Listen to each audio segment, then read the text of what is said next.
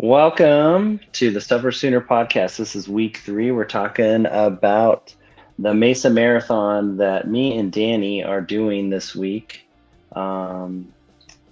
Weekend on Saturday. I'm calling in from Mesa, and Danny's at home in Kansas City, and we're just two guys now, just talking about Mesa Marathon, while our third person, Serena, is off on a family trip. So she can't be with us this week. So hopefully me and Danny can keep you guys entertained with our shenanigans. So Travis, how's the weather in Phoenix? Dude, it is ridiculous here. It's pouring rain, the most rain I think I've ever seen in Arizona all the times I've been here. Yeah. It's not pleasant. It's not going to be a good time, I don't think, for us this Saturday. It's supposed to be, we picked this race because we were like, I bet it's nice and warm in Phoenix and Arizona in the wintertime. We should do a marathon in February. And if you looked at the weather, it's going to be a high of, what did it say, 54 on Sunday. Saturday, I sent you a screenshot the other day that said, let's play a little game. Is this the weather in Arizona or Kansas City? Right. And sadly it was Arizona, and it's going to be 40 something degrees at the start of the race. So yeah, that's okay. Yeah. I mean, you can't always have perfect weather. And I think that's, part of it too, is just kind of rising to the occasion of race day. It is going to be what it's going to be. And it's not like we haven't ran in 50-degree rainy weather. So we're just really banking on that 65 and sunny. That's what we were banking on. So sounds like a good opportunity to suffer sooner. Exactly. Just get it over with. Get it over with. Yeah. So why are we doing this again? Because I think last time I checked, I'm not a runner. That's what I tell myself. But then I go out and I do these things where I put these different tennis shoes on, and I have like a short sleeve shirt and shorts, and I put one foot in front of the other a little faster and then a little faster, but I don't like to run. So why are we doing this again? Exactly. I'm in the same boat. I am not built like a runner. I don't have the running physique, nor do I prefer to run. If it wasn't for being with the triathlon team and friends I've made through triathlon and riding gravel bikes, that I probably wouldn't be running as much as I do. But the reason I do it is because I am bad at it. And so I want to get better, and I want to improve on this aspect of sport. And so I deal with the suffering, and I go and do it. That's right. Every time I can. So, yeah. I joke about it. I mean, I'm a little sarcastic. I've actually learned to enjoy running. I still look for the runner's high. I'm not sure that actually exists, but I'm with you. Yeah. If somebody finds it, please tell me how you get it, because I've never had it. Maybe I just don't run hard enough. But no, all kidding aside, like I really have. We did this marathon a year ago, right? And I was a little bit sick and suffered through it. Not very fast, suffered through it. But for me, a year ago, I kind of wanted redemption on the course and just to have a good year. And now that it's here, it's like, it's fun. But I think, we talked about this last week too. Like, this is just the opportunity to cross train. And I have to say, I think, marathon's a lot. A half marathon's probably more reasonable, but yeah, I think the running has just helped set the bike up so much for the rest of the year. I think there's just so much to be said, and congratulations to all the people that are true runners out there, because I think that you got to be a strong athlete to be a solid runner. I think it just sets you up. I think your muscular endurance is a lot better to start the year. You've got a strong base to work from, because especially marathon training. I mean, we go out in these 3-hour training runs, right? And you just got a good strong base now. And I think that it just, to me, it just sets the bike up, and really every other sport that you're going to do the remainder of the year triathlon wise. So, I don't know, what do you think? Yeah, because I was looking at that training, through the winter. Most of the time, like a lot of it is done on our trainers inside. If you're lucky, you can get a couple outside rides, but really, like the adaptation is not for us to ride for an hour inside. There's not much there is fitness to be gained there from riding the bike inside an hour, like 3 times a week. But really for us, doing these longer events and these longer bike rides, a lot can be accomplished when we push ourselves past the 1.5 hour, 2 hour, 2.5 hour mark. And so doing these long runs on the weekend, that's, instead of riding 2.5 hours, we're running 2.5 hours, and we're just getting a lot more of that base fitness to start the season. And in that fatigue in the legs, it's not like, because running's a body weight sport, and you basically, every time you take a running step forward, you're generating like 3 times your mass, and from accelerating and decelerating because of gravity. Whereas cycling, it's a no impacts packed sport. You just pedal in circles, so you get a lot of muscle. You get a lot of benefits from your muscles to bone density to just running through the winter. And I think it's, as if you can, running in the winter is probably one of the better things to do. Yeah. So, that's pretty much why we try to pick it, because I like riding my bike, and I do ride it, a couple times a week on the trainer, but I know when my running form is good, my bike form is really good. So yeah, it's interesting. Yeah, I think that there's no doubt that adding this volume of running has made me a better, overall athlete, in both on the bike and, obviously triathlon was a year ago. I had not done a triathlon, right? So I think just what I've learned about myself through the process of extending out to a marathon distance for the run, I think it's you learn a lot being on a bike for a lot of hours. You learn a lot more, I think, by running for a lot of hours. And I think that it's a way to really connect with your body on a different level. And I think it's like I said, it just teaches you a lot about yourself, which I think is why I still do it. So it's fun. Yeah. Yep. It's that type 2 fun. Yeah, that's right. One of these days we got to break down what exactly is type 1 and type 2 fun. I don't know if everybody understands what that is, but yeah, definitely a lot of type 2 fun around here. So why Mesa though? Why do we pick this one again? I tell you, I really like the course. I think, you spent a lot of time in the Southwest region. So, maybe tell us a little bit about like why you think coming back to the Mesa event is the one to do. Well, I was looking for all the help I can get for the run. And so basically the reason I picked Mesa was it's one of the few marathons. Well, there's a couple out there, but this is one of the few early season net downhill races. So we get bussed to the top of, what is it? We get bussed to a national park, like the entrance to a national park outside of Mesa here. And then we run all the way down into the valley of Phoenix. So it's basically all downhill. There's a couple sections where we have to go uphill, but it's basically all downhill. I think it was 800 feet, almost 1,000 feet of vertical drop that you're going to be running downhill for that 26. That's a lot of drop. 2 miles. Yeah. So I don't know. I know my quads a year ago were on fire after this race. So yeah, but that's what we try. That's why we've been making our runs, mostly downhill. We found some steep areas in Kansas City that we can run down, just to make sure that that our quads are kind of used to that. That's right.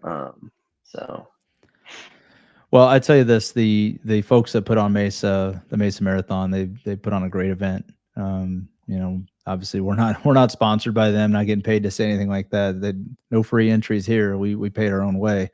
But I will say they put on a great event. I had the good fortune of living in Central Florida for a couple of years back in the mid 2000s, and you talk about an outstanding running community. I mean, I don't know that it gets much more engaging than Central Florida, but I'll tell you, they put on some great events there. The folks at Mesa Marathon know how to put on an event, and it's an outstanding time. I mean, they're having an expo down there tomorrow. I'm flying out in the morning, right? I'll see you down there tomorrow morning, and like I said, I'm really looking forward to it. It's a great event, great course, and we'll see. I don't know what Saturday's going to hold, but we'll see.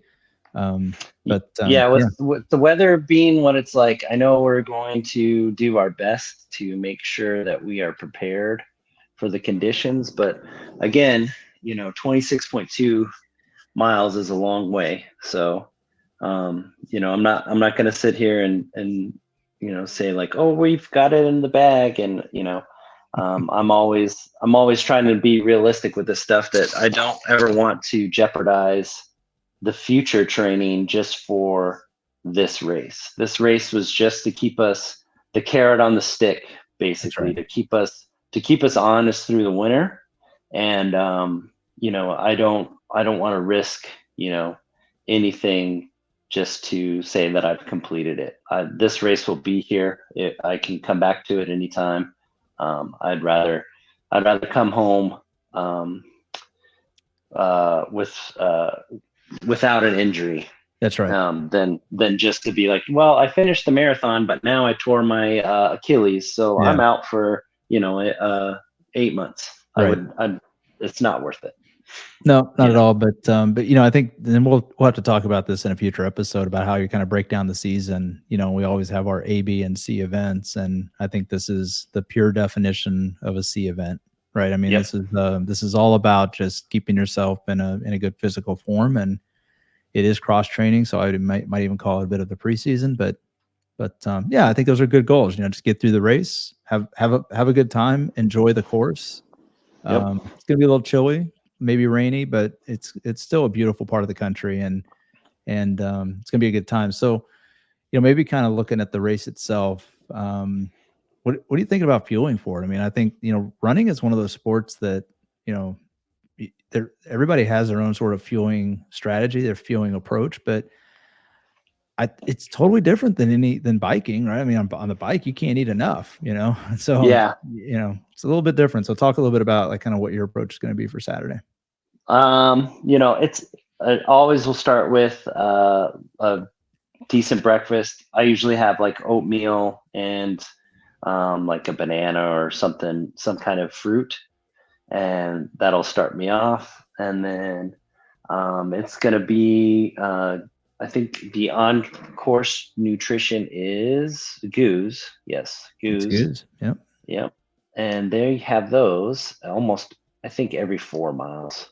Mm-hmm. So it's my Mesa or my marathon strategy is always has been a goo every 3 miles. Mm-hmm. So 3, 6, 9, 12, all the way up until the end. That served me well, just to keeping my energy high. And then as I go through every aid station, it's always Gatorade, a sip of Gatorade and a sip of water.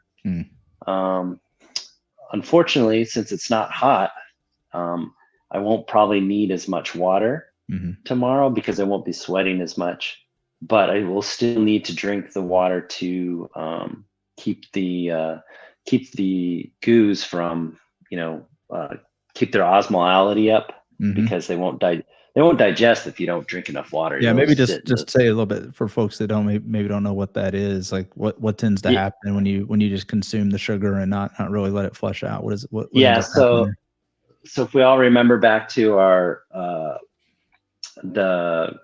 high school chemistry class, where we used to talk about osmotic pressure, and that's basically the amount of like fluid in a vessel, and then there's fluid on the other side of the vessel. So we'll say like inside your stomach and then inside your blood. you know, as your plasma moves around. And if those two don't have the same osmolality, then they can't cross. And what tends to happen if you just dump a bunch of sugary stuff in your stomach, the fluid from your blood, your plasma, your fluid wants to go and make an even out. They want to make it even all the time. So your stomach will draw from your blood and to help in your intestines and stuff to make you to help digest the sugar, because you have to process it somehow. And so that just further dehydrates you. But if you drink enough water, then it creates, like, sometimes or not sometimes, it can create a positive pressure where it's adding, as you're absorbing sugar, you're also adding fluid to your plasma volume, and then your body is really good at dissipating extra liquid by either urination or sweat as you're continuing to exercise. So it's really important that you keep your fluids up, even though it is cold. Yeah.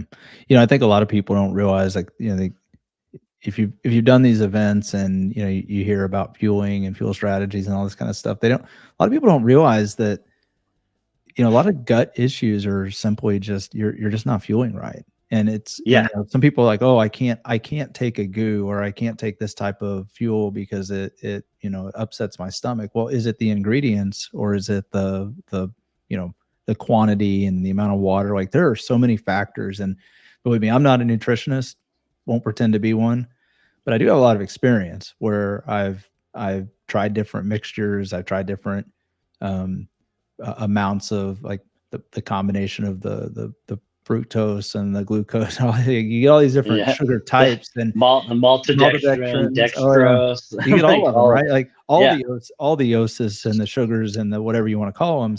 But at the end of the day, if you don't get those right for your body type, you're gonna run into some challenges, and it could be, you're gonna not have a pleasant day out there. And I think kind of the way you lined it out there makes perfect sense for, hey, you know what? Have a goo every couple miles, 3 miles, I think you said. So I know some people that's like mine. Yep. Some people do 4, and I only do 3 because that's basically right on the 30-minute mark. And I have tried 4 every 4 miles, and I feel after about 2 hours of running, I can feel that kind of fade.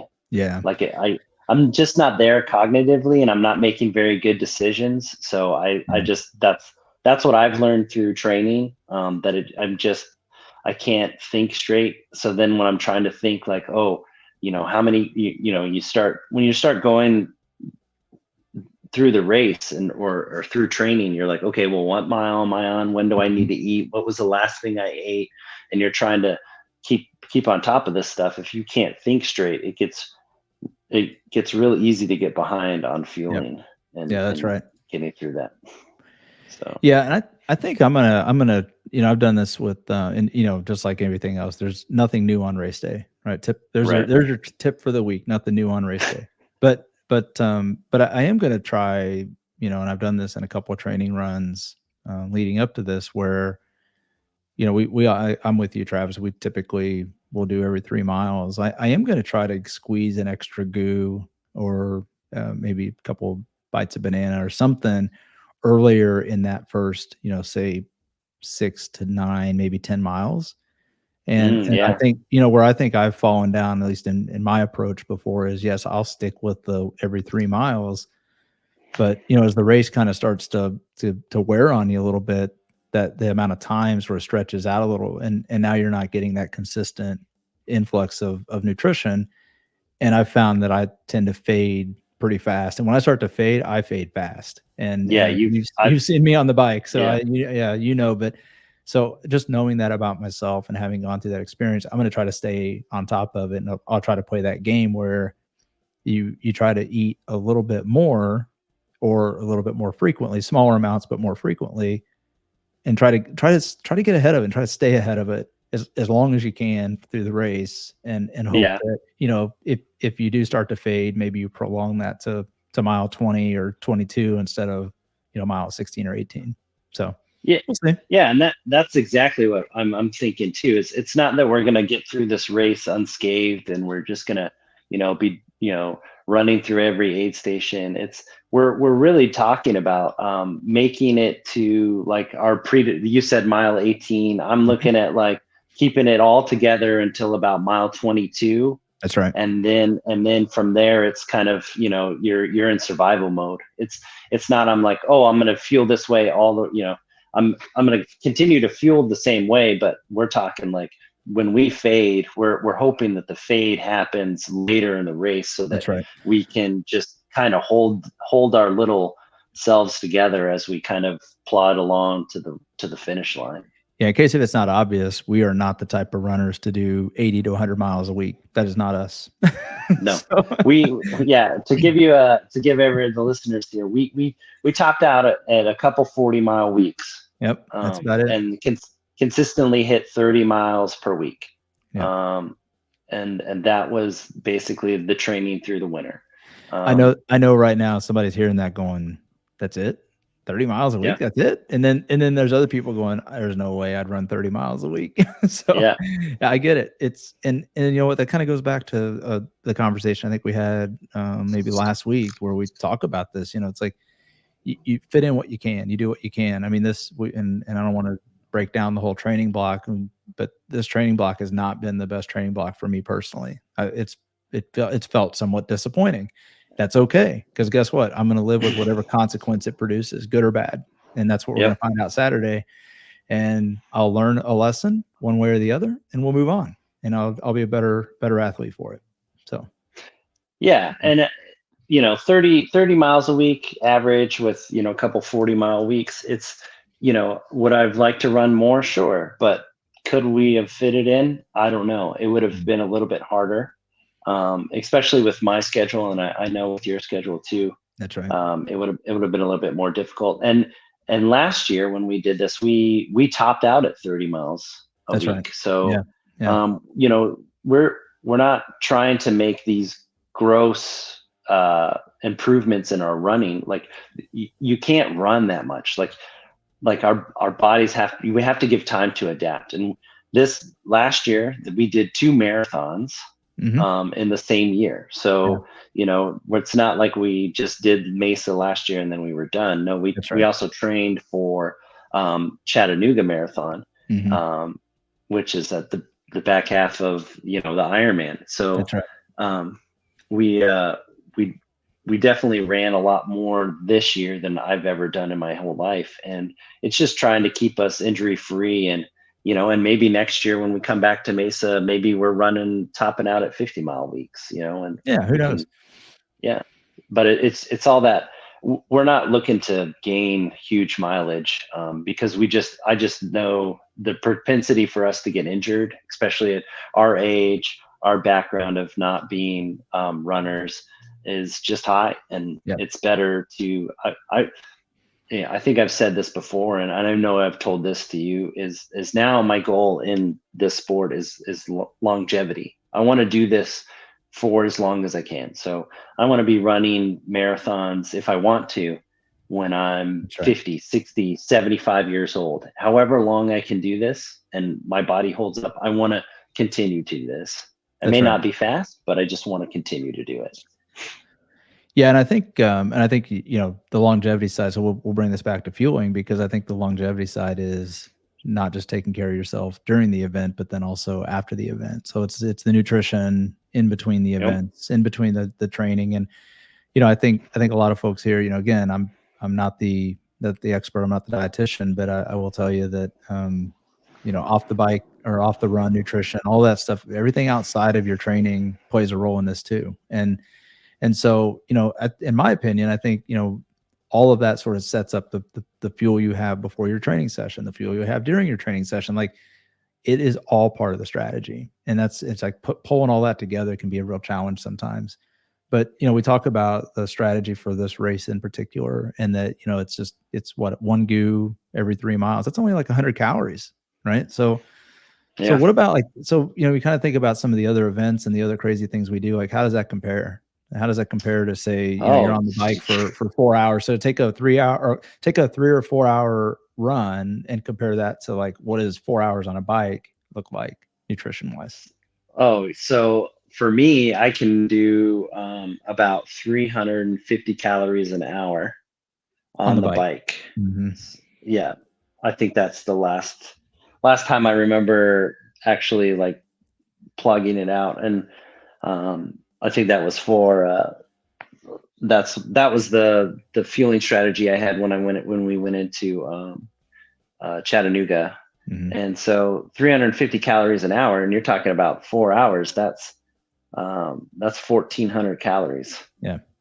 And we're talking about 4 hours of eating basically 2 goos an hour if we're running 10-minute miles. Yeah. That's if each goo's what, 200 calories maybe. 100 per pack. So yep, 200 calories in an 100 hour for running. 100 per Yeah. pack. So we're looking at 800 calories. Isn't that crazy? if we eat all of the goos. And if you tried to shovel 1,400 calories down during a marathon or during a run, dude, you'd be hunched over a trash can every aid station. Yeah, it just, you just couldn't Isn't it do wild? it. Yeah. And Yeah. and I think that's the part, that I think it's tough.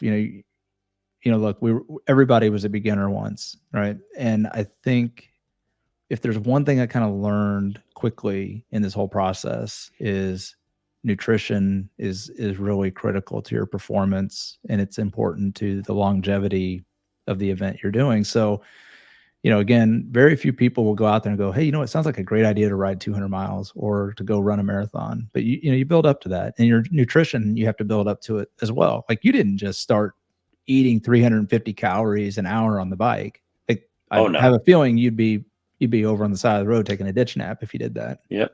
Yeah, I came from the old school. Like, if you were eating, that was, what are you doing?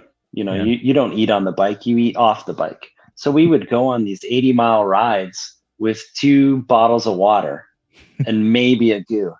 And then we would bonk, and we would have headaches, and because you're not hydrating yourself well enough, and then you're not even eating, man. And then I'd get home and I would just eat everything in front of the fridge. Mhm. So we've starting from that to where now I tend to really look at fueling as probably the most key part of training. So like, I always look at training as, you have to do the work to get you to the race, but you also have to train the fueling that you're going to use in the race. That's So right. those two things are like, every long run we've done, I've practiced my fueling, Yeah. and it's been with what we're going to see on the course. If we're going to use the course stuff, or if we're going to carry our own nutrition, then we carry it. And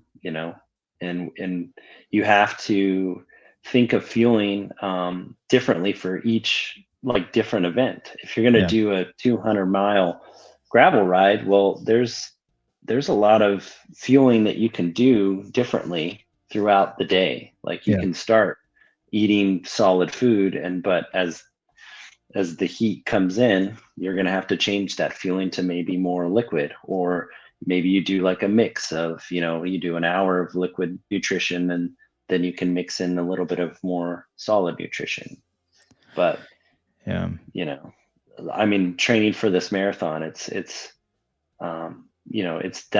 that focus on those details of nutrition, I think is really what's helped us, because it helps you recover afterwards too. Oh, that's right. And it helps you go through the race.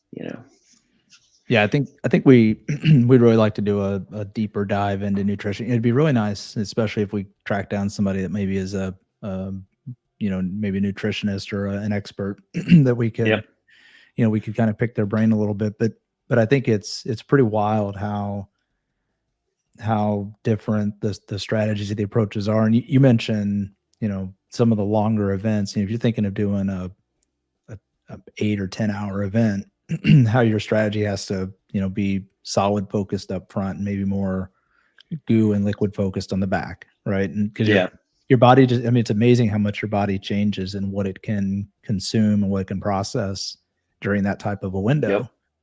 So again, I think, and again, for those that are maybe just getting started out, where an hour sounds like a long event, we'll build that up to 2 hours, and then build that up to 3 hours. And it sounds kind of wild, but a 2 or 3 hour event, number one, it's a blast. But number two, it's like what you learn about yourself and what you learn about what your body's capable of is quite rewarding. And I think part of this is you do that experience enough times, like what we talked about. Everybody should go out, maybe not in peak season, but everybody should go out and do, put yourself on the edge of like, what does a bonk feel like? What's it going to feel like when I have to pedal 50 more miles to get back to get back where I started, and my legs just don't have it because I'm a little bit light on nutrition. I think that's the kind of stuff that people, those are the things you want to learn about yourself. And again, there's no simple one process that applies to everybody. Everybody's unique. Yeah, Everybody's different. Yeah, exactly. There's some people that have allergics, they're allergic to maltodextrin. It kind of like makes them gives them bowel distress. There's some people that don't even do sugars or anything. They're all keto and protein stuff like that. There's all sorts of different types of fueling strategies, and to think that the reason I've come to this strategy of this is mine personally, like my fueling strategy is not from just something I read in Triathlete magazine or Runner's World. It's I have tried so many different versions of everything. I've tried to do keto and fuel with meat and fats and stuff, and I've tried all those sorts of things, and eventually I've come to the place where I prefer carbohydrates, and that's how my body works. That's my body, and that's how it just loves carbohydrates. So I just need to feed it. If I feed it carbohydrates, it will continue to turn the pedals over or make my feet keep moving forward. So it's all very individualized. So very good. Well, that's I think we could, like I said, we could spend a whole episode just on the nutrition side of this, and we may very well do that, especially if there's a lot of interest in it. I think it's one of those subjects that people think that all the answers are known, and I think to what we said, it's different for everybody. I mean, you've got folks that I've seen articles recently about how people are trying to go back to like fasted workouts, and does that work? And so, I mean, there's always room for experimentation. That's what the off season's for. So if you're thinking about experimenting with your fueling strategy, just remember the more dramatic changes should be done in the off season, and you should be fine tuning it for race season. So we're at the point now where it's like, hey, we kind of know our strategy, willing to make changes. I'm going to test the heck out of it before I start applying any of it to something like an Unbound or an open range or any of those types of events. So anyway, that's a lot of fun. Yeah, and don't get it wrong either too. Like sometimes our fueling strategies, we try to stick to them as best we can, and it doesn't work out. Doesn't work. Your body just goes, nope, I'm not having it today. That's right. and the next thing you know, you're just like, oh, I guess I'm just not really handling this. So, you have to be kind of patient too with this stuff. Is that it doesn't happen overnight, and you can have some little setbacks, like maybe what you eat the night before affects what you're going to eat, how you process stuff in the morning of your race. That's so that stuff that's why I try to, after all these years, I really try to make sure that my pre-race meals, starting with the dinner before and the breakfast before the race, are like stuff that I've had every race, important race. Just keep it consistent as much as I can. Yep. Simple stuff. Yep. All right. Anything else you want to cover? I was thinking this whole time, I really, really miss Serena here. I would love to know what her thoughts are around some of these things. Cause man, she's got some great nutrition stories. Yeah. We're going to have to come back around to some of those when she can join us. So I hope she's enjoying Texas. But anything else you want to cover today, Travis? No, I think that's it. I'll see you tomorrow at the airport when I pick you up, and I think Suffer's complete. Suffer's complete. Very good. Thanks a lot. Yep. See you, man. See you.